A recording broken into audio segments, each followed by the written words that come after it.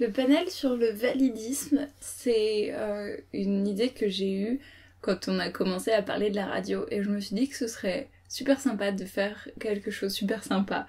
Que ce serait utile de faire 1 heure en parlant de validisme, en parlant de...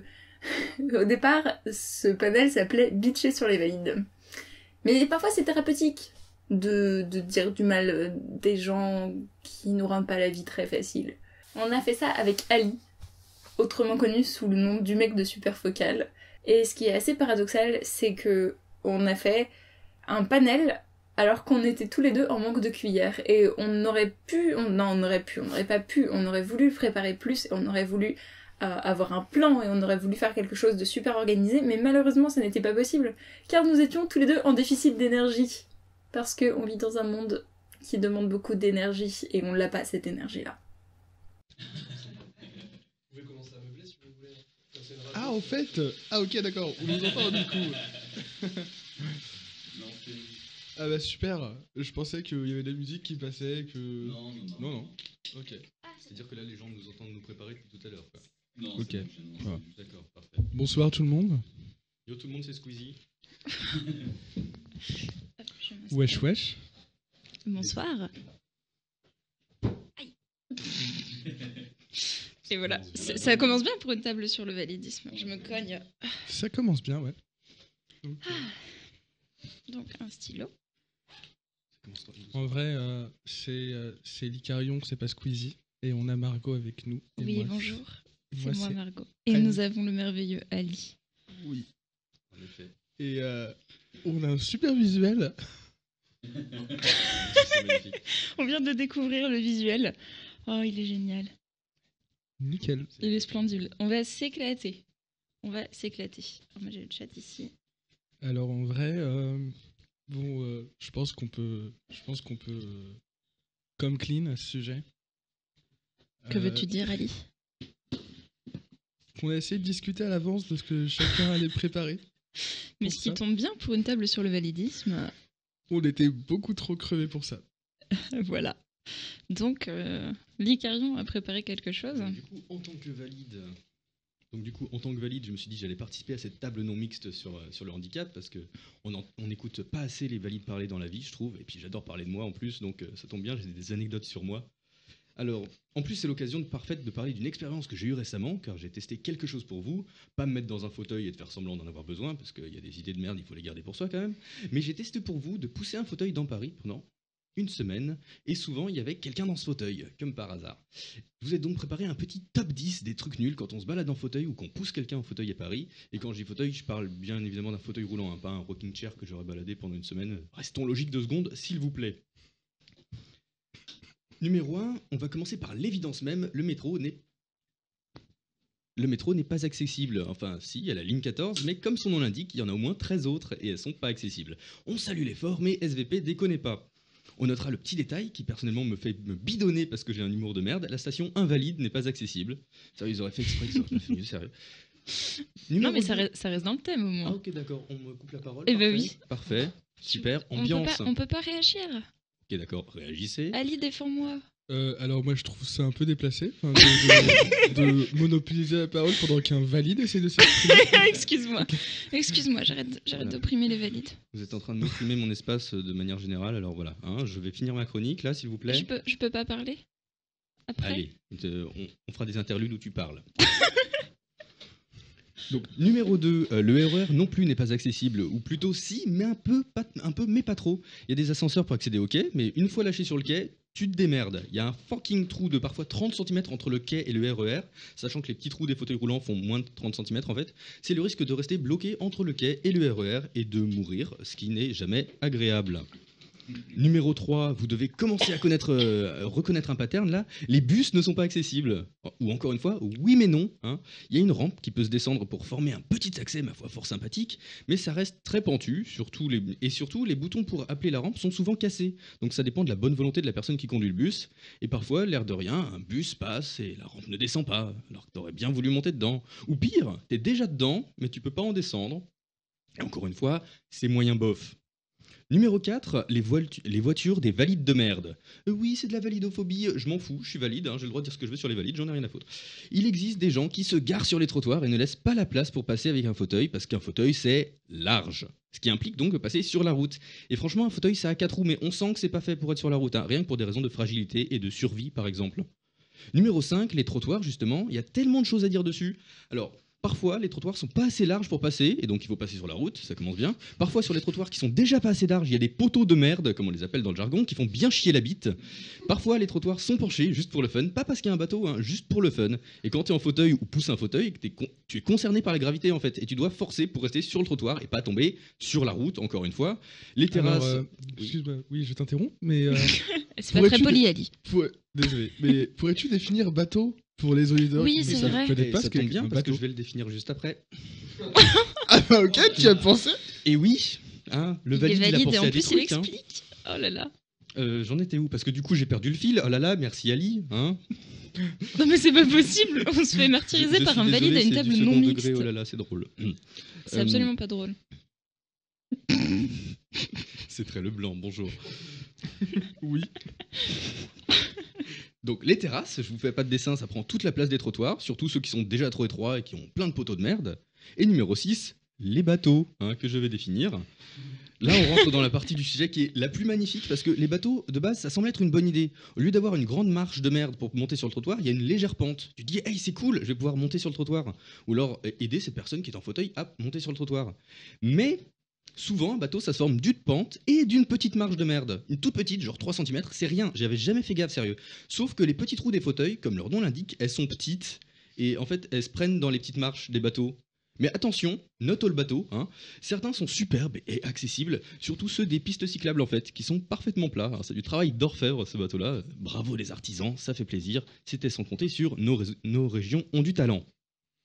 Numéro 7, les gens chiants dans la rue. Comme vous allez le voir, c'est très large, ça va des vieux couples qui en ont rien à foutre de te laisser passer parce que tu comprends, c'est leur trottoir, aux gens qui disent le fauteuil, quand la personne en fauteuil leur bloque la route et ne serait-ce que présente. Comme si le rocking chair de tout à l'heure se baladait tout seul par l'opération du Saint-Esprit, en fait. Alors que non, il y a quelqu'un dedans, généralement. Et aux gros lourds aussi qui participent au harcèlement de rue, parce que l'ami que je poussais avait un passing de meuf, et ça a amené à une situation rocambolesque où, alors qu'il avait un bonnet, une écharpe sur le bas du visage, un gros manteau, un gros sac sur les genoux, et un mec 6 particulièrement musclé qu'il poussait, il a eu affaire à 2 gros lourds en espace de 10 minutes. Et en fait, j'ai marqué top 10, mais c'était un top 7. Bisous. Bah, c'était très bien. Bah, Est-ce qu'il y a des réactions du chat? Le chat rigole beaucoup, Le chat rigole beaucoup. apparemment. On trouve ça drôle. Je retransmets Très RD. Oui, t'as bien raison, moi j'ai pas de micro. Je vois quelqu'un qui demande d'arrêter d'interrompre l'homme cis blanc valide. Et vraiment, merci beaucoup parce qu'on a du mal à se faire entendre. Oui, je suis désolée, c'est mes privilèges d'handicapé qui reprennent le dessus. Et je vais peut-être vous laisser pour la non-mixité, non? Bah, Il y a juste éventuellement une remarque, on dit j'ai malheureusement remarqué que si tu essayes de militer avec tes amis, tu passes trop vite pour la fille chiante qui parle trop. Tu peux répéter la question? Alors, une remarque qui dit que je n'arrive pas à lire d'ici. J'ai malheureusement remarqué que si tu essayes de militer avec tes amis, tu passes vite pour la fille chiante qui parle trop. Tu veux rebondir là-dessus, Ali? je t'en prie, je te laisse commencer. D'accord. Je dirais qu'il faut y aller petit à petit et qu'au bout d'un moment, personnellement, les gens qui m'expliquent que bah non, c'est un peu trop, faut un peu trop réfléchir, faut un peu trop se remettre en question, je ne leur parle plus. Je ne les vois plus. Et comme je vois pas beaucoup de monde, c'est pratique, c'est facile de faire le tri. Parce que j'ai pas beaucoup d'énergie. C'est ça, en plus tu gagnes de l'énergie, c'est cool. C'est ça. Économises. C'est beaucoup trop bien. Et je voulais juste réagir à un truc qu'avait dit Licarion il y a quelques instants. Les bateaux, j'espère. Un top 7, sérieux? Rends l'argent aux abonnés. Des os, pas des os. Voilà. Alors, j'essaie d'avoir le chat, mais ça ne fonctionne pas et je suis... Il n'y a pas de remarque particulière là. Pas de remarque particulière. T'as déjà utilisé un fauteuil, Ali, toi? En sortie d'hôpital, mais pas régulièrement. C'est nul. Le fauteuil, c'est très bien. Enfin, après les opérations, tu vois. Le valide, s'il te plaît, tu te tais? Ok. Alors, je tiens à préciser quand même que pour pousser un fauteuil, c'est pas pratique et que les fauteuils sont souvent mal pensés. Il y a des petits trucs censés être faits pour qu'on puisse les soulever et qui sont juste pas assez grands pour mettre le pied dessus en fait. Note le fauteuil. Non mais je vous laisse en non-mixité. Et quelqu'un qui dit j'ai déjà poussé quelqu'un en fauteuil et c'est assez casse-gueule quand tu montes ou quand tu descends des trottoirs. Je te suis complètement là-dessus. Quand je me fais pousser et que je suis en fauteuil, j'ai peur pour ma vie à chaque montée, à chaque descente de trottoir. Surtout que parfois, comme l'expliquait Licarion dans sa chronique, les trottoirs sont pas assez larges en fait. Et ça fonctionne absolument pas. Ali, est-ce que tu voudrais parler un peu de... Je pense que c'est intéressant de parler de l'accessibilité des transports ou de l'accessibilité en général pour le handicap, mais pas seulement le fauteuil. Parce que c'est pas le fauteuil n'est pas tout. Et je pense que tu le sais très bien. Et mais justement, tu as une expérience autre à amener que le fauteuil, juste dans les transports. Oui. Donc ouais, comme je disais, j'ai pas beaucoup utilisé de fauteuil. C'était surtout en sortie d'hôpital après des opérations. Mais par contre, ce que j'ai beaucoup utilisé, c'était des béquilles. Et genre beaucoup. Mm-hmm. Et ouais, c'était... Et la petite marche entre le marchepied et le quai, comment tu la vis en béquille? Est-ce que tu vois l'épreuve de saut à la perche dans les Jeux Olympiques? Ouais, c'est assez effrayant. Voilà. C'est pareil. Ouais. Bon, maintenant j'en rigole parce que... Voilà, ça va. Heureusement, ça va un peu mieux. Mais voilà. Enfin, je dis voilà. Ça fait 3 fois de suite que j'ai dit voilà, mais voilà.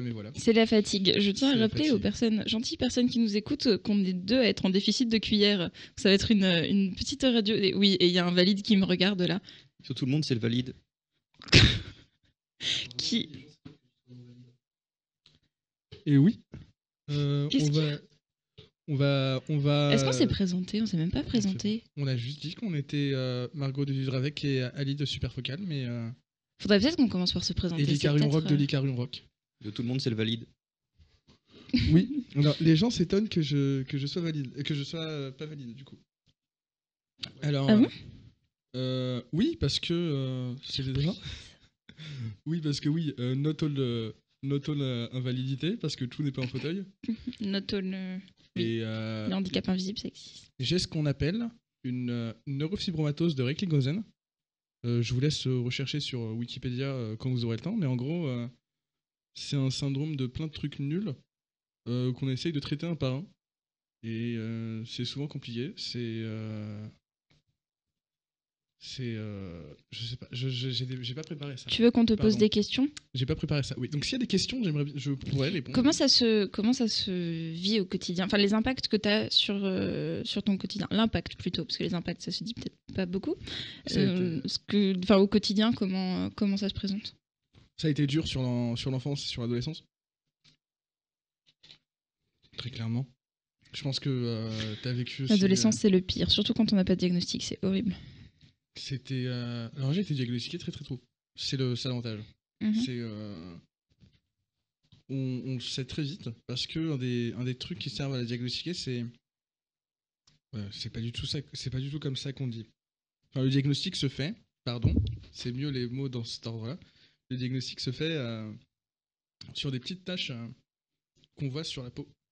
Genre, il n'y a pas de vidéo, mais quand, on peut voir dans mon cou, par exemple, en vidéo, ou même les gens autour de la table aujourd'hui, que je peux avoir des taches dans le cou. Et au bout d'un certain nombre de ce genre de taches-là, on sait qu'il y a d'autres trucs derrière. Mais ça doit très bien, Ali. Voilà, et tout est dans le corps dedans. Et du coup, c'est plus pratique. Enfin, on va pas ouvrir le corps pour savoir si ça va bien. C'est pratique d'avoir des éléments extérieurs. C'est un peu comme les Pokémon Shiny, mais malades. Et en gros, voilà, je reviens à la neurofibromatose. Il y en a 2 types. Je suis type 1. Oui, et qu'est-ce qu'il y a? Non, c'est bon. D'accord. Savoir comment ça s'écrivait en fait.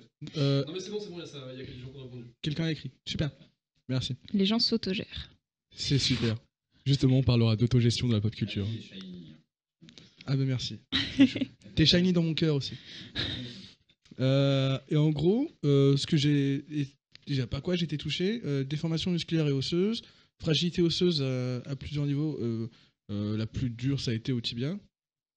Se péter les tibias plusieurs fois dans l'année quand t'es ado, avec t'es censé être en pleine croissance, c'est chaud. True story, hein. True story de ouf, comme dirait Licarion. Ouais, je m'étais pété la jambe plusieurs fois sur la même année. En tombant. Et du coup, dans le transport, par exemple, comme on parlait des transports, comment ça se... Enfin, qu'est-ce qu'il va y avoir de différent entre, par exemple, toi et Licarion dans les transports en commun qu'est-ce qui va être peut-être plus compliqué pour toi ou moins adapté? Maintenant, plus grand-chose, vu que j'arrive à me gérer moi-même et que j'ai plus trop besoin d'aide extérieure. Mais si ça a été sur une des périodes où avec un lourd suivi, etc., je sais pas, il aurait gagné du temps déjà en transport. Il aurait gagné pas mal de temps. Parce que tu tapes des détours. Oui, il faut parler des détours. Je te laisse parler des détours. Oh là là, les détours. Ah non, mais un trajet en fauteuil. Enfin, et je reviens encore au fauteuil parce que c'est ma principale expérience des transports en commun, étant donné que seule, je peux pas trop les prendre parce qu'il faut rester debout, parce qu'il y a du monde, parce qu'il y a de la marche, tout ça. Mais en fauteuil, systématiquement, les trajets vont prendre 50% du temps en plus. C'est-à-dire que s'il y a un trajet d'1 heure à la base, bah, ce sera au moins 1 heure et demie en fauteuil. Et parfois, je suis arrivée avec des trucs de... En prenant le métro, t'as une demi-heure pour aller d'un point A à un point B. Et tu coches le petit... Alors non, c'est même pas en cochant le petit bonhomme itinéraire accessible sur le site de la RATP, parce que 90% du temps, il me dit que ça n'existe pas. Que je ne peux pas me rendre d'un point A à un point B en transport en commun. Parce qu'il n'y a pas de transport accessible. Mais généralement, quand je bidouille un peu en disant que je veux prendre que le tram et le bus, parce que voilà, c'est les seuls accessibles, et le RER aussi, quand on a quelqu'un qui est capable de bouger un peu le fauteuil, de le soulever, généralement, ouais, c'est pour un trajet qui prend une demi-heure en métro, tu vas avoir 1 heure, 1 heure et demie de RER, de bus, de tram, avec plus de correspondance, avec plus de... Enfin, c'est infernal, et les gens se rendent pas compte du temps qu'on perd dans les transports en commun quand on est en fauteuil. Et en plus, pour aller à Sciences Po, la semaine dernière, je suis restée bloquée 40 minutes dans le hall de Châtelet-Les Halles. Parce que Sérieux? je ne pouvais pas sortir, parce qu'il y avait un seul ascenseur, et que cet ascenseur était derrière un portique qui ne fonctionnait pas, le portique pour faire passer les fauteuils, parce que moi, je passe pas en largeur avec mon fauteuil, là où les gens à 2 pattes passent. Ça, c'est pas fait pour. Et déjà, c'était très mal indiqué, on n'a pas pu le trouver. L'ascenseur qui était indiqué était condamné pour les travaux. Donc après un quart d'heure de ce chasse au trésor, on a fini par trouver un ascenseur avec une grille devant et avec un mur. Ce qui est embêtant parce que du coup, j'ai pas encore l'habilité de passer à travers les murs. Ce serait très pratique, mais ça ne fonctionne pas. Ce serait trop stylé. Ouais. Oh, ce serait ultra pratique. T'imagines en fauteuil, genre à travers les murs, et les valides ils pourraient pas. Ce serait beaucoup trop bien. Donc c'est une perte de temps incroyable. Donc si je suis Shiny, toi tu es sorcière. Tu sais, comme à Parfait. Parfait. Enfin, je passe à travers les murs. Cross, tu vois. C'est ça. C'est seulement pour nous. Des raccourcis. Pour qu'une fois, on gagne. Parce que franchement, les détours et dans les transports en commun aussi, truc que j'ai remarqué, c'est il y a quelques jours, j'ai pris le bus. J'avais une béquille pour me soutenir. Parce que j'ai perdu mes attelles de genoux. Du coup, je ne pouvais pas les mettre. Donc, j'avais ma petite béquille. J'arrive dans le bus qui est bondé. Enfin, bondé, non, il y avait du monde. La seule personne qui m'a laissé sa place spontanément, c'est quelqu'un qui m'a expliqué qu'elle avait mal au dos et qu'elle avait des problèmes de santé. Et qu'elle avait pareil du mal à se tenir debout et qu'en ce moment ça allait pas trop, mais qu'elle voyait que j'avais une béquille et que j'avais vraiment beaucoup de mal. Et la seule personne qui spontanément m'a laissé sa place, c'est quelqu'un qui savait ce que ça faisait et c'est quelqu'un qui avait mal et c'est quelqu'un pour qui la station debout était déjà compliquée. Alors que je suis sûre qu'il y a des tas de petits et de petites valides qui étaient assis dans le bus et qui me regardaient en disant « Ah, ça va être compliqué avec une béquille de tenir debout quand le bus il accélère. » Voilà. Sans réfléchir, sans se dire « Mais pour moi, c'est plus facile. » Pardon, je t'ai coupé. Vas-y. Parce que oui, je tiens mal debout. Fun fact, je sais pas marcher sur la pointe des pieds parce que je tombe en marchant sur la pointe des pieds. Et les longues balades, c'est pas pour moi non plus. Il y a plein de trucs relous qui, même si j'ai moins de suivi maintenant, qui ont quand même un impact sur comment est-ce que je vis mon énergie maintenant. Et... Un chat. On a un Il y a un chat qui vient d'arriver. Voilà. Oh, je suis désolée, toute mon attention est partie dans le chat. Clickbait, on a un chat avec nous. Allez, 20 viewers de plus. Mais c'est ça, alors on vous le décrit. Ah là, je le vois plus parce qu'il y a la tête d'Ali devant. Mais il est adorable. Alors, le valide On vient de est- se faire virer. Mais je me disais, ce serait peut-être cool d'avoir un ou une valide qui connaît absolument rien parce que parfois nous, on Oui. est tellement sensibilisés à des questions qu'on ne sait pas trop. Parce voilà, on sait comment manager notre énergie entre nous. Mm. Enfin, entre gens concernés qui savent ce que c'est. Enfin, on apprend à connaître sa santé, à mettre une limite entre ce qu'on peut faire, ce qu'on peut pas faire. Ouais, mais c'est compliqué ça. C'est compliqué. C'est compliqué. Je me suis battu pas mal pour avoir le droit de faire les trucs parce qu'on me disait non, ça c'est pas pour toi, ça c'est pas pour toi, ça c'est pas pour toi. On me disait ouais, tu peux aller faire du sport si tu veux, mais pas des sports collectifs. On me disait ouais, tu peux faire du sport si tu veux, mais pas du sport collectif. Mais je m'en fous, j'ai pas envie de faire du sport tout seul. J'ai pas envie de. Ouais, tu veux faire quoi comme sport? Enfin, je vais aller courir dans la rue avec les copains. Enfin, non, enfin, tout ce que tu peux, c'est nager ou du ping-pong. Ok, bah très bien. C'est violent le ping-pong en plus. Enfin, quand tu cours d'un bout à l'autre de la table, Oui, en plus. ils ont pas pensé. En plus, il y a des angles. Oui, Ça, c'est dangereux. c'est même pas des bons conseils. Et la nage, ça fatigue. Et qu'est-ce qui t'avait conseillé ça? C'était des médecins et ma mère et Les médecins.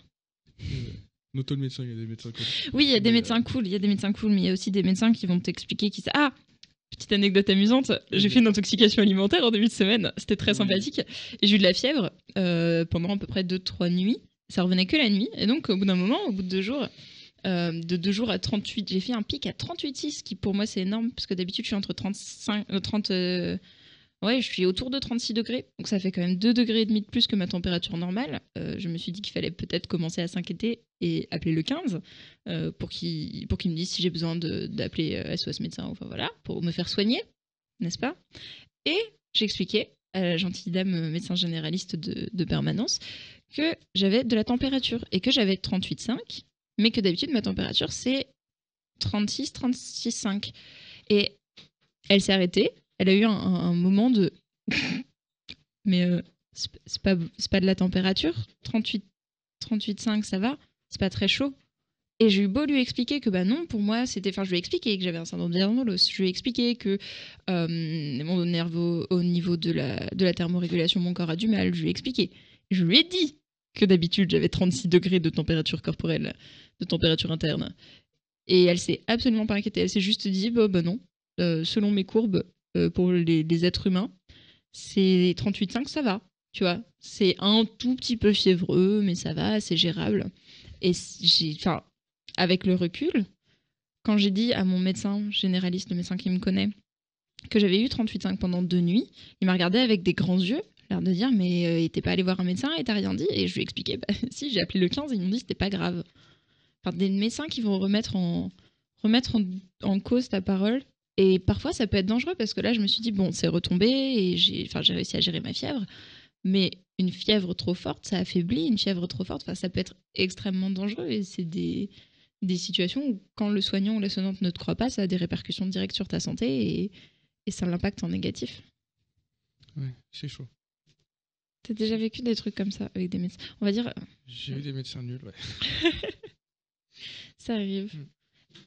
Ouais. Mais c'est une question intéressante, le rapport au corps médical. Nous avons sorti une super vidéo sur ça. Oh, merci.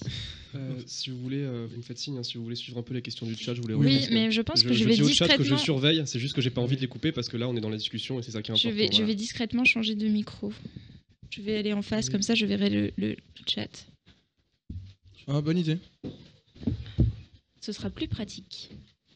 Rendez-vous dans. Là on demande notamment. Tu veux prendre un micro avec Non. Si je porte le casque quand même, ça va le faire. Comment vous videz On va mettre le chat aussi pour voir. Le regard des valides ? J'aime pas les valides. Tu peux répéter la question ? Oui, répète-nous les questions. Ah, alors, je vais parler pour moi. La question, c'est comment on vit le regard des valides. Donc, pour moi, vu que c'est invisible, c'est, voilà, il y a pas mal de réponses différentes en fonction des cas. Mon cas, c'est vu que c'est un handicap invisible. Je vais vous répéter par exemple ce que un des trucs que m'avait dit mon meilleur pote actuel. À l'époque, je t'aime bien quand même. Hein. Si tu nous écoutes ce soir, je t'aime bien quand même. Hein. Mais quand même, t'as été con. Hein. T'avais sorti. Ouais, à toi de voir si tu veux que je te traite comme un handicapé ou si tu veux que je te traite comme un mec normal. Alors que c'était un jour où on voulait aller. Je sais pas où est-ce qu'on voulait aller sortir et que c'était crevant pour moi. Et oui, on est d'accord. C'est con de sortir un truc comme ça. Il est con. Je vous entends bien que t'es con. Mais... pardon. Je m'emparte. Et ça, c'est chaud. Ça, c'est des trucs qu'on sort aux gens avec qui on voit pas forcément le handicap. Oui, c'est ça. Et puis rien que le... Enfin, un mec handicapé ou un mec... Enfin, il a dit un handicapé, même pas un mec handicapé. Ouais. C'est ça, c'est un handicapé ou un mec normal. Voilà. Et c'est pas grave. On a eu des années pour s'expliquer derrière. Enfin, ça fait des années qu'on Non, se puis connaît, après, quoi. qu'est-ce que ça veut dire te traiter comme un handicapé? Enfin, personnellement, si me traiter comme une handicapée, c'est respecter mes limites et faire attention à si j'ai mal ou pas et s'adapter en conséquence, ça me va. Hein. Mais Je sais pas. C'était faire du misérabilisme de balle, un truc comme ça. Enfin, j'en sais rien. Mais bon. Et aussi, c'est de l'injonction à dépasser ses limites un peu et de l'injonction à aller mieux et à te dire non, mais tu vas voir, tu vas serrer les dents, ça va aller mieux après et ça va. Enfin, tu vois, parce que si t'es un mec normal, t'es fort. Voilà. Et mais non, mais voilà, ça c'est un truc que plein de gens sortent. Et par exemple, on voit pas ton handicap. C'est un truc qu'on m'a sorti et qui est sorti sur le chat ici. Bon, logiquement, si ça vient de gens qui m'ont vu qu'en vidéo, c'est normal de pas le savoir. Et moi-même, je le dis pas souvent, je le dis même rarement, parce que je me dis, j'ai gardé des trucs pour moi, et puis derrière, je vais vite, et puis derrière, je vais me préserver moi-même sans l'aide extérieure. Et on m'a notamment engueulé pour ça, en me disant, c'était un prof de sport, c'était une des seules années où j'ai fait du sport. C'était une des rares années où ça allait bien. Sinon, le reste de ma vie, j'étais dispensé de sport. Où je suis arrivé et j'ai rien dit à mon prof de sport et j'ai suivi tout le monde et je suis allé faire j'ai fait les mêmes trucs que tout le monde. Il a remarqué que j'ai été grave à la ramasse par rapport à tout le monde et il m'a engueulé quand il s'était rendu compte que je lui avais caché ça. Et voilà, enfin ça c'est un autre exemple de regard de valide sur ça. Et je pense que j'ai assez parlé. Je vais peut-être rebondir sur des réflexions du chat ou des questions. Sinon, au niveau des regards des valides, j'ai l'impression que ça revient beaucoup tu vas dépasser le handicap, tu vois. Comme si c'était un truc à dépasser et pas juste un état du fait qu'on est dans une société où la norme c'est considéré comme être une personne valide et que du coup, par rapport aux valides, t'es handicapé et par rapport au système de fonctionnement qu'on te présente, toi, ça te convient pas, donc forcément t'es handicapé. Tu vois, c'est non, il faut que tu le dépasses, il faut que tu fasses. Tu iras mieux, tu iras. Et j'ai vu dans le chat quelqu'un qui dit merci aux films et séries qui présentent l'archétype de l'handicapé qui va tout faire pour aller au-delà de son handicap. C'est tellement ça. C'est non, mais tu vas voir. Tu vas le dépasser, tu vas être plus fort. Tu vas. Oh là là, qu'est-ce qu'il est fort. Regarde cet handicapé qui sourit quand même. Et cet handicapé qui ne pleure pas toutes les nuits. Et qui. Enfin, c'est horrible cette injonction. On va dire bah non, tu vas être fort et tu vas serrer les dents et tu vas être mieux qu'un handicapé. Quelque part c'est ça, tu vas être mieux que toi-même parce que toi-même c'est pas très intéressant. Oui, on peut parler 2 minutes de l'inspiration porn qui en découle. Oui, s'il te plaît, Alice. C'est super. En fait, spoiler non, c'est nul. C'est par exemple ces super articles qui sont mis en avant par des trucs qu'on peut voir sur internet ou dans les journaux ou même à la télé. On va voir voilà, telle personne sans jambes avec seulement des prothèses a réussi à grimper le Mont Everest comme n'importe quel valide. Alors déjà oui, c'est un exploit, c'est un exploit tout court indépendamment indépendamment de ton état. Et de deux, je trouve ça un peu déplacé de la part de gens en bonne santé de dire vous voyez, telle personne a réussi malgré ceci, malgré cela. Je sais pas, enfin. Oui, c'est regarder la vie horrible que cette personne a et quand même Oui. elle arrive à faire des choses incroyables et moi alors que j'ai toutes mes jambes et tous mes bras je n'y arriverai pas et enfin c'est dire que parce que t'es amputé, parce que t'es handicapé, parce que t'as un handicap quel qu'il soit, tu vas pas être capable juste de faire des choses et tu vas pas enfin regarde même lui il est handicapé ou il est malade et il y arrive pas enfin il y arrive alors moi je suis valide, regardez la chance que j'ai, regardez le c'est horrible de se servir, je le sens parfois aussi comme se servir de nous comme des moyens de se motiver et des moyens de... Enfin, comme si on n'était qu'un support de motivation pour les valides C'est ça, parfois. c'est Et ça. c'est très dérangeant parce que notre existence, ça se résume à regarde, on va permettre aux valides de s'accomplir dans la vie. Et notre vie et nos accomplissements à nous, on n'y pense pas. Et on s'en fiche complètement. Et totalement, oui. Et il y a le niveau supérieur à ça. Je sais pas si ça t'est arrivé. Si ça t'est arrivé, je suis désolé. Si c'est pas le cas, j'espère que ça t'arrivera pas. Se servir carrément de ça pour te motiver, toi, à aller faire des trucs. Genre, j'avais dit. Parce que voilà, enfin, pour résumer, pour revenir un peu sur ce que j'ai eu, j'ai été pas mal opéré. Mais quand je dis pas mal opéré, c'est pas genre 3 fois, c'est pas mal opéré, genre un bon paquet de fois aux jambes. Et même maintenant, je fatigue pas mal à la marche. Et j'évite de faire les trajets trop longs, trop chiants. Et ce qui se passe, c'est que j'avais refusé une fois de faire peut-être 3 trajets RER dans la même journée. Ce qui est énorme. Enfin, Ouais. 3 trajets RER, c'est l'enfer. Voilà. Enfin, rien que en heures de prise sur ta journée, c'est beaucoup, mais en énergie aussi, ça bouffe. Et on m'a vraiment répondu avec l'exemple d'un gars qui avait genre traversé la Manche ou bien grimpé une montagne en disant regarde tel gars a réussi, alors toi arrête de chouiner en disant que tu peux pas marcher. Oh là là, Mais mais je c'est pas t'emmerde. possible. Tu vas pas dire à quelqu'un t'es fatigué, enfin non. Mais Enfin, j'ai envie de dire, si t'as pas l'énergie de le faire, J'ai envie c'est de- toi qui le sais. enfin c'est ça. J'ai envie de dire t'es en bonne santé, ouais.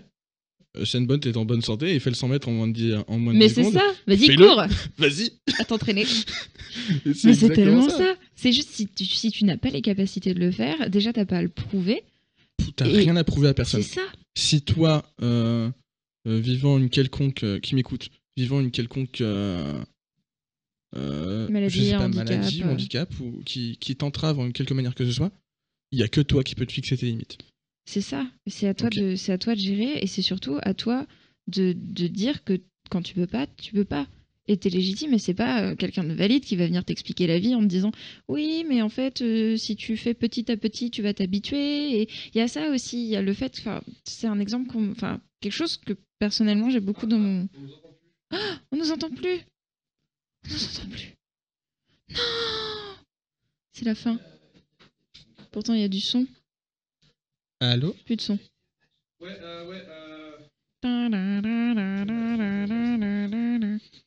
Il faut actualiser la page. Est-ce que vous nous entendez? Est-ce que vous nous entendez? C'est bon. Est-ce que vous nous... C'est bon? Ah mince, tout le monde m'a entendu chanter. Oups. Ok. Oui, c'est bon. Donc, C'est bon, tout le monde où fonctionne. en étions-nous? Oui, c'est quelque chose que je vis pas mal, enfin au quotidien, que j'entends pas mal, et me concernant. Ah, plus de son, mais non. Bon, écoutez, c'est la première radio cuisine, c'est la première fois. Voilà, désolé. On est encore sur la première radio. Hein. C'est ça, c'est le début. Voilà. Du coup, on galère un petit peu, mais si ça revient, dites-nous. Mais c'est très chouette, quand même. Mais ça s'en va et ça revient. C'est fait de tout petit rien. Nickel. Super. Nickel. Ça ressaute tout le temps chez moi. Tu peux leur dire de refaire F5 au cas où il t'ait pas entendu? Faites F5, s'il vous plaît. Ouais. Enfin, après, vous faites comme vous voulez, hein, mais pour nous entendre, c'est mieux de faire F5 Voilà, c'est apparemment. mieux, c'est mieux. On me dit dans Ça- l'oreillette. Ça fait combien de temps qu'on parle? On avait combien de temps en fait? Vous avez commencé vers 18h05, ça va faire 40 minutes, vous avez jusqu'à 19h20. Alors, Ouh. ça fait 40 minutes déjà. Oh là là, on est tellement bavards.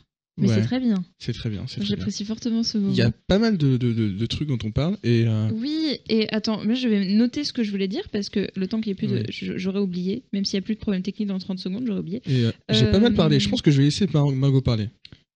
Tu as essayé de Oui, Voilà. je viens. Oula, le manque Ça de va cuillère se fait sentir. Oui, ça va, je suis un peu fatiguée. va. J'irai faire la sieste tout à l'heure. Oui, Voilà. voilà. On va recommencer. Est-ce que tout le monde nous entend? J'ai parlé parce que Oui, mais oui, c'est vrai. Voilà, exact. Je n'avais pas pensé à ce petit détail. Voilà. Je me demandais si tout le monde nous entend et d'arrêter de Actualiser, parler. quitter- Oui, pardon. Je leur dis. Oui, non, c'est pas à toi que je disais Oui. d'arrêter de parler, c'est juste. Oui. Voilà. On va y arriver. Non, mais c'est rigolo justement qu'on soit en Mm. déficit de cuillère tous les deux parce qu'on. Voilà. Oui, c'est bon. Bon, Donc. si ça remarche, c'est cool. Donc. qu'ils sont en connexion. Et j'ai Ce beaucoup que- parlé. Ce que j'ai, ce que je vis pas mal en injonction, pas au quotidien, mais enfin, assez fréquemment, c'est qu'on me dise si tu fais jamais rien, eh ben, tu t'habitueras pas à résister à l'effort et ta résistance à l'effort va diminuer et au bout d'un moment tu sortiras plus. Alors que si tu sors un peu, même si ça te fatigue beaucoup, et que tu continues à sortir plus régulièrement et que tu fais des choses, tu vas t'habituer et tu vas être moins fatigué. Alors, peut-être que ça fonctionne pour des tas de gens. Peut-être que ça leur convient comme façon de faire. Peut-être que après une sortie, ils peuvent gérer leur journée de courbature le lendemain. Mais perso, c'est pas un truc qui fonctionne. Et j'ai l'impression que pour les valides, et oh là là, je généralise les valides. Désolée les valides. C'est très compliqué à comprendre qu'on fonctionne pas pareil et que même entre personnes handicapées et personnes malades, on fonctionne pas toutes pareilles. Il n'y a pas un seul modèle de personne handicapée, il n'y a pas un seul modèle de personne malade. Parfois, tu peux être handicapé et malade, parfois, tu as plusieurs handicaps, parfois, on est incroyablement divers. Et en tout cas, personnellement, le coup de je sors un peu et je suis fatiguée, mais je sors un peu à nouveau et je suis moins fatiguée et je sors un peu et tout va bien dans ma vie, ça ne fonctionne pas. Ça ne fonctionne absolument pas et je peux pas gérer autant de choses qu'il faudrait. Je peux pas gérer autant de choses qu'il faudrait pour que la société me considère comme normale et je peux pas. Moi, ma vie me convient très bien, mais pour moi, le problème, clairement, c'est les personnes qui sont autour et qui essayent de m'expliquer que quand même je gère mal ma maladie et je gère mal mon handicap et enfin si je faisais comme ça ce serait mieux et si je faisais comme ça ce serait oh là là qu'est-ce que ça fonctionnerait bien et régulièrement ça m'arrive ça d'être face à des gens qui vont m'expliquer que bah non je force pas assez ou alors bah non je force trop ou alors bah enfin et bon ma solution radicale maintenant c'est que quand je peux me le permettre.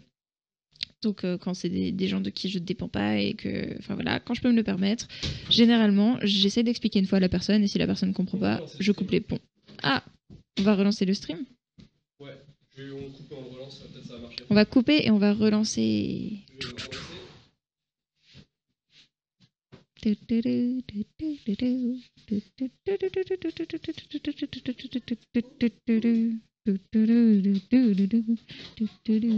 Non. Ah, tout va bien. Ouais, mais ils nous redisent, ça remarche plus. Ah, Non, ça remarche. j'entends dans la pièce à côté qu'on entend mon chant magnifique. Je me fais féliciter. En fait, ça. Ils sont pas d'accord.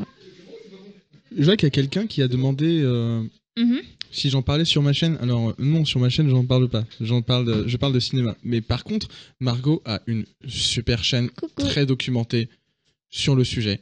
Et on peut pas mal se retrouver dedans. Vivre avec. Voilà, c'est vivre avec. Abonnez-vous, je rends. Margot rend, abonnez-vous.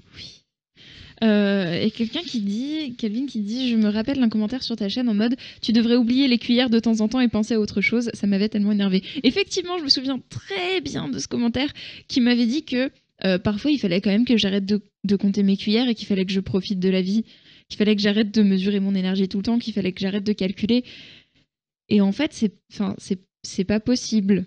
C'est absolument pas possible parce que si j'arrête de compter mon énergie, j'arrive à des moments où je m'effondre et où pendant 2 semaines, je suis dans mon lit, je peux même pas aller à mes séances de kiné, je peux même pas aller, enfin vraiment, et je dors pendant 2 semaines, je suis pas capable de me concentrer, je suis pas capable de...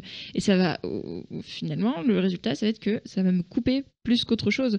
Et ça va me faire perdre énormément de temps, et après, forcément, je vais culpabiliser parce que l'injonction à la productivité, et parce que, oh là là, rester dans son lit 2 semaines, qu'est-ce que c'est pas bien, et qu'est-ce que c'est nul, et qu'est-ce que tu fais pas d'efforts, et regarde, il y a des handicapés, ils font le tour du monde à la nage, et toi, tu restes dans ton lit, à dormir. Enfin...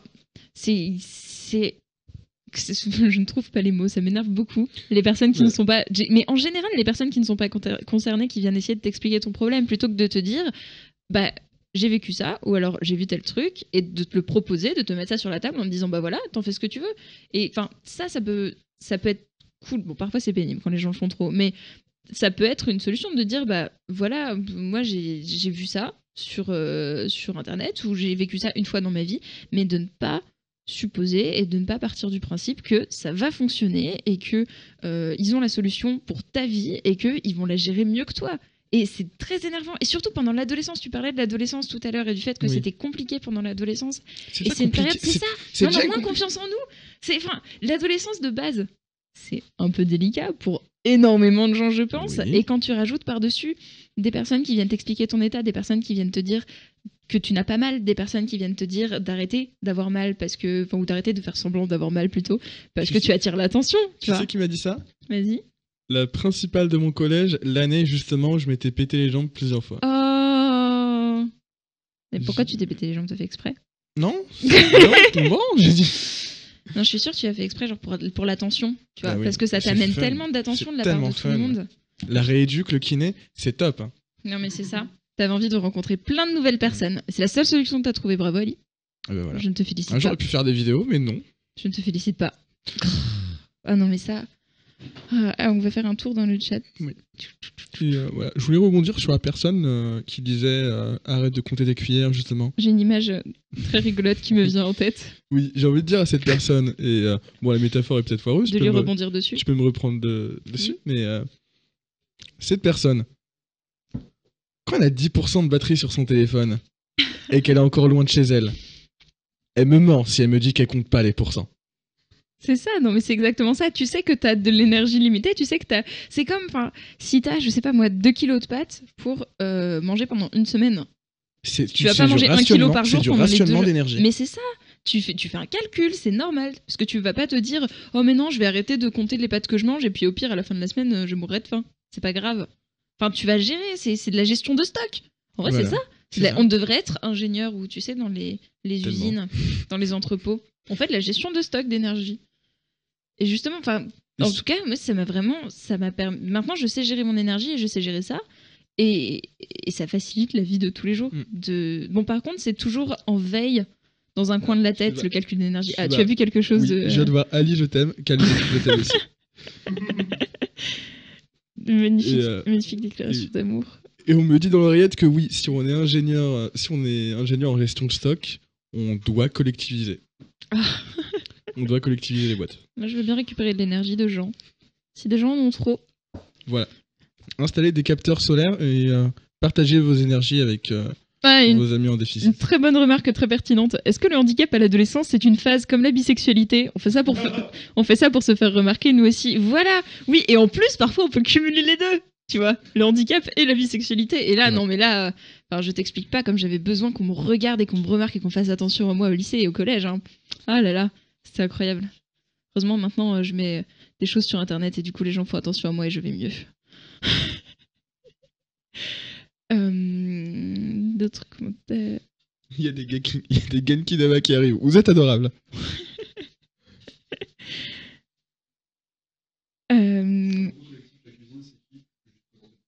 La cuisine, c'est nous.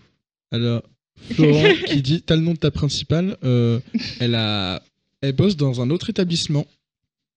Et j'ai oublié son nom, mais je l'ai croisée dans un autre établissement qui avait rien à voir. Je te le filerai si je le Il faut faire un scénario futuriste avec une usine où des ingénieurs gèrent l'énergie des gens. Oh là là. Mais le fait de gérer son énergie, c'est aussi quelque chose que, personnellement, je sais pas pour toi, tu pourras nous dire après, mais c'est quelque chose que j'ai toujours en veilleuse dans un coin de ma tête. C'est comme d'un petit logiciel de ton ordinateur qui te bouffe de la mémoire et qui te bouffe de la capacité de ton ordinateur, mais que tu peux pas couper, sinon ton ordinateur il fonctionne plus. C'est le petit truc pénible. Tu sais que tu en as besoin, mais tu vois qu'il te prend ton pourcentage de mémoire sur ton ordinateur et que ton montage serait beaucoup plus efficace si tu le coupais, sauf que tu ne veux pas le couper, sinon tu ne peux pas faire de montage. Voilà. Et ben, en gros, mon calcul d'énergie, c'est toujours ça. C'est dans un coin de ma tête, tu dois calculer ton énergie, tu dois vérifier combien il te reste, sinon ta vie ne fonctionne pas, sinon ta journée ne fonctionne pas. Et ça, tu vois, mais ça prend, mine de rien, ça prend du temps, ça prend ça prend de l'énergie, de calculer son énergie, et c'est une fatigue supplémentaire parce que tu as ce paramètre en plus et tu peux pas juste te dire ah bah tiens là je vais aller faire des courses parce que j'ai envie de manger des pommes. Tu peux pas te dire ça. Tu peux te dire alors combien d'énergie j'ai? Est-ce que c'est possible que j'aille faire des courses? Est-ce que si je mange des pommes ça ira? Les pommes il faut les éplucher. Est-ce que ça ira pour les éplucher? Est-ce que si je vais faire mes courses après j'aurai l'énergie pour manger mes pommes et pour éplucher mes pommes parce que c'est un peu nouille d'aller faire des courses et de pas pouvoir les manger après? Est-ce que Tiens, on après... dit je dors. C'est ça, c'est tellement. On est d'accord que la solution généralement c'est une sieste. On se met en combinaison de polaire, on se met sous la couette et on dort. C'est très intéressant de dormir. J'ai un handicap, les gens qui disent de faire ci ou ça pour ton bien se rassurent eux-mêmes sans laisser la parole à la personne concernée. Mais du coup, ça empêche pas mal de vivre. Oui, je suis complètement d'accord avec ce côté. C'est les gens qui pensent bien faire et qui ont bonne conscience. J'ai l'impression que c'est un peu le même processus avec le Téléthon. En fait, j'aime pas trop le Téléthon parce que c'est. Je sais qu'ils font beaucoup de bien et qu'il y a des sous et qu'ils aident la recherche, tout ça, mais c'est une grosse machine à bonne action de gens. Parce que tu vas avoir plein de valides qui vont se dire je fais ma bonne action, je fais un don au Téléthon et je vais faire ma bonne action de l'année et regardez, je m'occupe bien des handicapés et après ils ont bonne conscience et c'est bon. Et au quotidien, ils vont pas s'occuper des problèmes d'accessibilité, ils vont pas s'occuper de traiter des gens de valides ou d'handicapés pour les insulter, ils vont pas s'occuper de toutes ces petites choses qui nous rendent la vie impossible.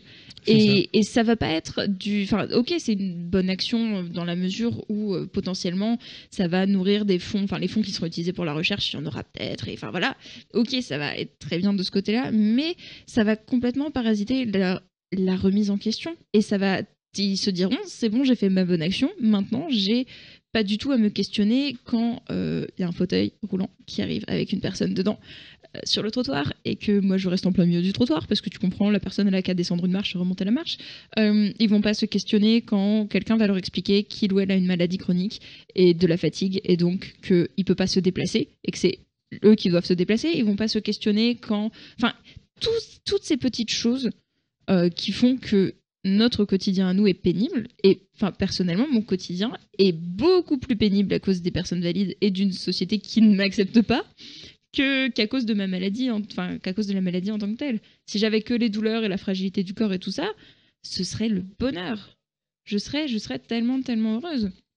Mais en plus, t'as les valides qui t'expliquent que tu dois faire comme ça, qui ne veulent pas te laisser les transports en commun accessibles, qui ne veulent pas que tu survives juste, et qui est avec une allocation adulte handicapé qui est quand même à 814 €. 814,16 ou un truc comme ça. 800 un peu plus de 800 €. Un peu plus de 800 €. Et si t'as fait le moindre truc dans l'année, c'est déduit. L'année suivante, c'est déduit. L'année suivante, c'est déduit. Et aussi, c'est adapté selon le revenu du conjoint ou de la conjointe. C'est-à-dire que si tu es déclaré en couple avec quelqu'un, suivant les revenus de cette personne, ton allocation va être baissée. Et 800 €, c'est même pas... Je sais pas combien est le SMIC. Mais c'est... C'est plus de 1000 € déjà. Ouais. C'est même pas un SMIC. L'allocation adulte handicapé, c'est rien du tout. Et comment est-ce que tu peux te dire après, je suis handicapé et ça va bien se passer et on m'accepte et on m'aide et je peux pas travailler, mais heureusement l'État me donne un peu de sous alors que c'est même pas assez pour vivre et que tu deviens dépendant de ton conjoint ou de ta conjointe parce que forcément ton allocation elle il y a le chat nous dit qu'on est à... Il y a un bourdonnement. De quoi? C'est mieux là? Non, ça toujours. Tu l'as pas dans tes oreilles? Non. On va faire de l'ASMR en attendant.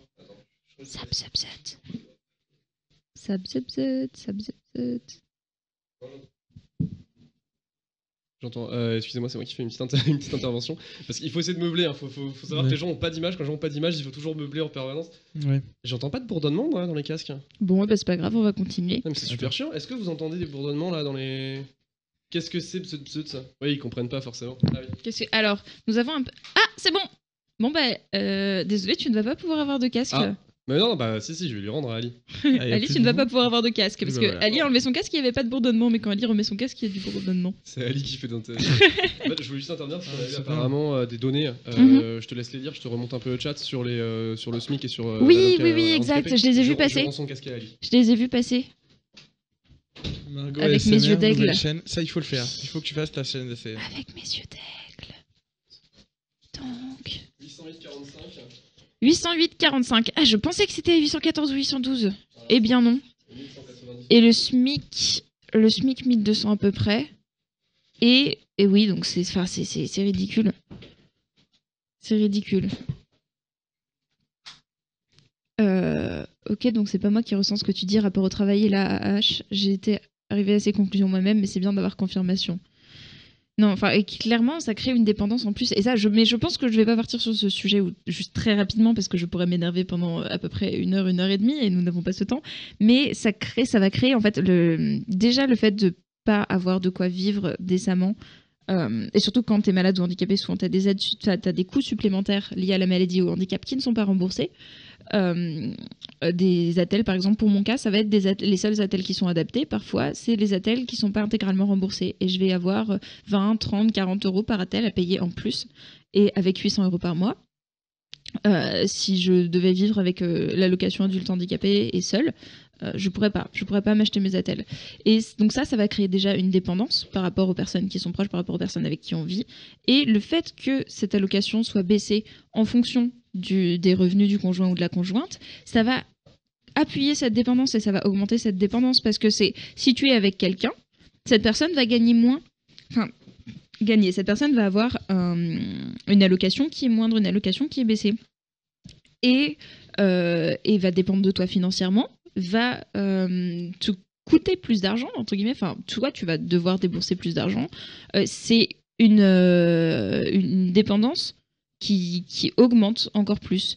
Ce qui fait que dans des situations de relations abusives, ça n'arrange absolument rien. Et parfois, ça va être compliqué pour des personnes qui sont en situation de handicap, qui sont malades, de quitter des conjoints ou des conjointes abusives parce que financièrement, ils peuvent pas se le permettre. Et que financièrement, ils dépendent de l'autre.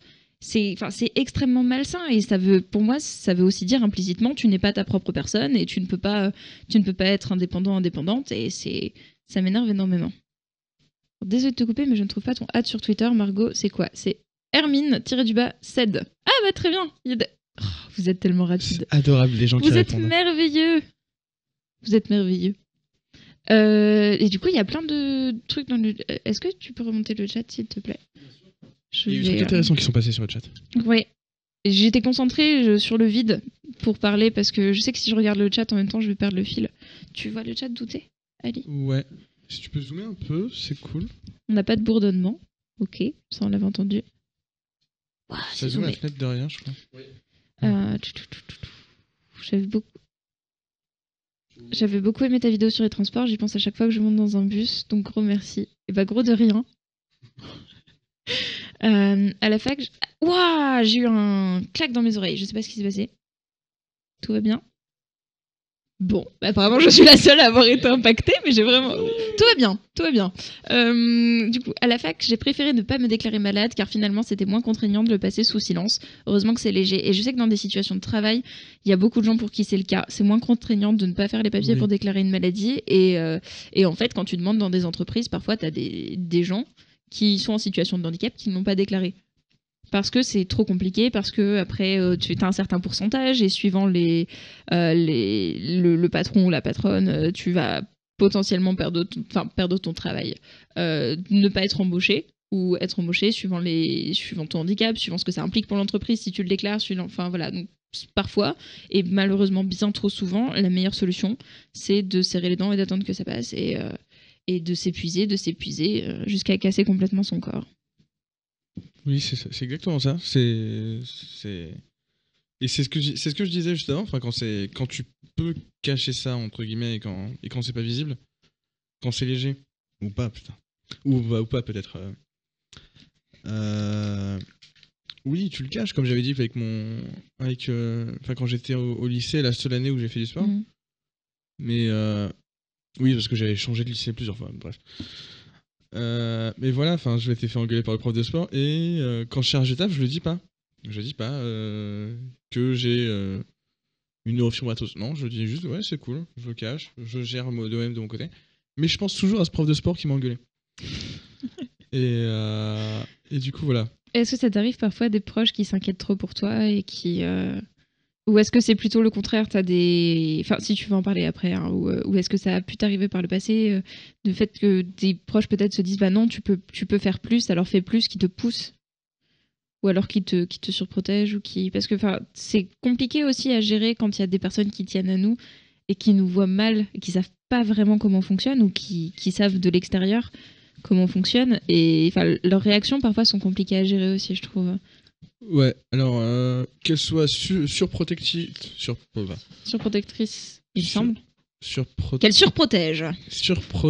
Surprotective. Pardon. Alors qu'elle soit surprotective ou l'inverse, Oui. j'ai juste décidé d'arrêter de calculer le moindre Mhm. le moindre conseil sur comment me gérer moi-même. Enfin, c'est fini. Je calcule pas. Je vois pas les rageux. Juste merci, non merci. Voilà. Et bonne exactement journée. ça. Mais oui, mais voilà, quand j'étais encore lourdement suivi, bien sûr que je me suis pris des trucs surprotecteurs. Et quand ça s'est plus vu, bien sûr que je me suis pris des trucs inverses. Mais c'est super chelou ça. C'est genre, ça y est, t'es guéri en un clin d'œil.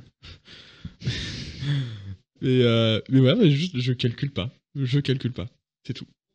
J'ai remarqué un truc qui est très drôle et j'ai l'impression que dans les tables rondes suivantes, ce sera peut-être géré différemment, mais on est deux à avoir beaucoup de mal à faire deux choses en même temps. Et donc, quand on sait qu'il y en a un qui essaye de lire le chat et qui essaye de regarder ce que font les gens ou qui essaye de préparer un sujet pour après, pour reprendre la parole, on a énormément de mal à se passer la parole et à parler quand on voit que quelque chose se passe dans la pièce. Mais c'est ça. Et Donc on galère depuis tout à l'heure à être super concentré et à prendre des notes et je sais que j'ai abandonné l'idée de prendre des notes pour ce que je voulais dire après parce que le temps que je prenne des notes, je me souviens plus de ce qui se passe et j'arrive pas à reprendre le fil et j'arrive pas à écouter ce que tu dis en même temps. Quand il y a quelqu'un qui passe dans la pièce, c'est la fin. Sur sa feuille de notes, il y a écrit XO. Et puis Oui, c'est ça. Je voulais faire une petite croix et je sais même plus ce que je voulais marquer. Mais voilà. Oh, je sais pas. J'ai juste un O. Je sais pas. Mais voilà. Mais c'est très rigolo de voir la façon dont on gère cette table ronde, c'est génial. Big up à tous les gens qui arrivent à nous écouter et à faire autre chose en même temps. Parce que moi, vous êtes bien quand il y a une vidéo devant moi ou quand je suis au téléphone, je suis paralysé et je peux rien faire d'autre. C'est ça. Même le téléphone dans la rue, c'est compliqué. Généralement, je tombe. Oui. C'est pratique d'être en fauteuil quand en fauteuil manuel ou en fauteuil avec quelqu'un qui gère le fauteuil. Ça, c'est trop pratique pour faire du téléphone dans la rue. Il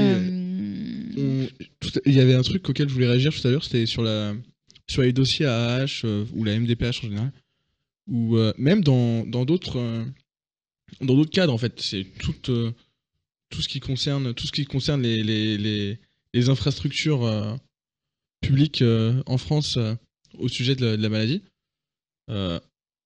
C'est chaud. C'est chaud comment ça prend du temps. J'ai reçu c'était quand? C'était en été 2015. J'ai reçu une carte de stationnement et une carte de priorité. Enfin, c'est pas une carte de priorité, la violette, je sais plus comment elle s'appelle. La carte de priorité, carte de stationnement, carte d'invalidité. J'ai la violette et j'ai la carte La violette, c'est la priorité. Et Voilà. La bleue, c'est le stationnement, c'est la carte de stationnement européenne. J'ai Voilà. fait une vidéo dessus. Oui, voir cette vidéo. Alors, j'ai reçu ça en été 2015, il me semble, et c'est indiqué dessus que la carte est valide depuis mars 2013. Donc ouais, c'est parce que j'ai fait une demande en mars 2013. Et ils ont pas pensé à se dire on la valide, on l'avait dit 15 ans plus tard, donc on va mettre 15 ans plus tard. Du coup, ça périme en 2018 et on est bientôt en 2017 et si je veux continuer, enfin, je me sers pas forcément on avait déjà parlé ça, et c'est un truc récurrent, je trouve. Tu te dis, je vais pas oser me servir de ça, de telle ou telle carte. Il y a une fois où j'ai franchement, j'arrive à tenir. Je suis loin d'être le plus à plaindre, mais il y a un jour, par exemple, c'était à la Japan Expo. Ça ruine les jambes de tout le monde à Japan Expo. De ceux qui y sont allés confirment. Mais voilà, mais quand t'es, quand t'as des pattes qui marchent moins bien que celles des autres, c'est encore plus galère. Donc tu l'as utilisé ce jour-là Vous savez que là-bas, il y a juste un seul dab. Pas le dab avec les bras, le dab, la machine pour tirer les sous. Et il y en a qu'une seule, et t'attends genre 3 quarts d'heure, parce qu'il y a énorme queue. Et je l'avais pas. Et là, j'aurais bien aimé l'utiliser. Parce que j'étais déjà ruiné, et que ça m'avait encore plus ruiné. Mais je l'avais pas. Et voilà, enfin, je l'utilise jamais. Ouais, Du mais coup, c'est compliqué à utiliser, c'est surtout compliqué que à c'est très mal fait, je trouve, les endroits où on peut l'utiliser, parce que c'est pas Oui. des guichets séparés, c'est pas c'est des des endroits guichets réservés. premium, les trucs pour lesquels tu payes 20 € de plus, tu vois. Oui, et, C'est la honte. Enfin, et non, au c'est supermarché mal fait. aussi, c'est pas des caisses réservées, c'est Mhm. des caisses prioritaires, ce qui fait que tu dois doubler les valides qui peuvent se mettre en colère, les valides qui, enfin, et il y a des agressions qui découlent de ça. C'est pas que oh là là, on a peur que quelqu'un nous fronce les sourcils. C'est vraiment, ça peut être dangereux et ça peut être épuisant. Et quand t'es crevé, déjà que quand t'es en forme, c'est pas très cool de se faire insulter, mais ça peut être épuisant et impossible à gérer quand t'es à bout physiquement, émotionnellement, que t'en peux plus de la lumière, du bruit, des douleurs, des articulations qui ne tiennent pas, des valides. C'est horrible à gérer. Et le fait que ce soit aussi mal construit et mal pensé, et je pense que ce sont des personnes qui n'ont pas de carte de priorité qui ont inventé ces cases Oui. prioritaires. Alors, Enfin, c'est infernal. il y a des trucs qui les font bien. J'ai fait Rock en scène cet été. Mhm. Et c'est génial. Alors, t'as toute la scène. Enfin, t'as la scène et puis devant toute la plaine où les gens peuvent se poser. Et puis sur les côtés, t'as des structures avec des chaises. Tu peux demander des fauteuils si tu veux. Il y a des toilettes. Genre, il y a tout ce qu'il faut de poser. Et c'est surélevé par rapport au reste de la plaine. Du coup, t'as le concert à l'aise. Et il y avait cette visite du Puy du Fou qu'avait commenté Ginger Force il y a Oui, j'ai vu. ça fait un moment, c'est sur Twitter, à qui je fais coucou si elle nous écoute. Je sais pas. Peut-être dans 14 mois sur le replay. Ouais. Et qui disait que, en gros, et ça, il y a plein d'endroits où c'est comme ça, il n'y avait pas de trucs réservés aux handicapés, aux personnes handicapées, aux vieux, etc. etc. Oui, aux personnes prioritaires, aux personnes prioritaires en général. Station debout pénible. Voilà, il y avait juste les classiques, la queue classique et la queue pour les riches. Et du coup, on disait, du coup, on va vous faire passer avec les premiums, mais on va faire quand même passer d'autres premiums avant. Oui, parce qu'ils ont payé plus. Voilà. Du coup, voilà. Vous êtes pauvre en plus, vous savez pas marcher droit, on va pas vous faire passer devant non plus. Au Louvre, si j'ai assez d'énergie pour y aller lundi, puisque peut-être que je vais au Louvre lundi, et j'essaierai de faire une vidéo sur l'accessibilité, ce serait bien, mais je sais pas comment c'est. Par contre, à Versailles, j'étais allée à Versailles en fauteuil, et c'est très cool parce que tu ne passes pas par la queue avec tout le monde en fait, et du coup tu vas pas doubler les gens, parce que personnellement c'est ça pour moi que je trouve le plus dur à vivre, c'est le fait de doubler les gens, surtout quand je suis à pied et que je suis sur mes 2 pieds et que j'avance, et les gens se disent mais qu'est-ce que tu fabriques, ma pauvre, à te doubler enfin à nous doubler et à passer devant quoi. Est-ce que quand on est valide, il vaut mieux ne pas du tout utiliser les caisses prioritaires? J'aurais tendance à dire oui. Et parce que quand t'as 5-6 personnes dans la caisse au niveau de la caisse prioritaire, si tu t'y prends en demandant à chaque personne, ce qui est souvent, enfin, avant je m'y prenais comme ça. Maintenant je vais chercher un responsable dans le magasin et je lui demande de m'amener là-bas. Comme ça il me fait direct passer devant et j'ai le responsable. Les gens se fâchent contre le responsable et il sait plus gérer les gens que moi. Mais effectivement je dirais que quand t'es valide, il vaut mieux éviter de l'utiliser en dernier recours quand il y a vraiment aucune autre solution parce que nous ça va nous faire plusieurs personnes à aborder et on va devoir demander à plusieurs personnes si on peut passer devant et on va devoir anticiper la réaction de plusieurs personnes et peut-être que ces 5 personnes qui font la queue à la case prioritaire seront adorables et peut-être qu'elles nous offriront des fleurs et peut-être qu'elles nous chanteront une chanson, tu vois, mais on peut pas être sûr. On peut pas être sûr et c'est comme quand t'es une femme ou passant pour femme dans la rue et que t'as la nuit quelqu'un qui ressemble à un mec et qui marche derrière toi. Tu peux pas savoir. Tu peux pas savoir si cette personne s'en fout de toi. Tu peux pas savoir si cette personne te suit. Tu peux pas savoir si cette personne va être violente ou pas. Et donc la seule solution, c'est d'anticiper le pire et de te dire bon, je m'arrête.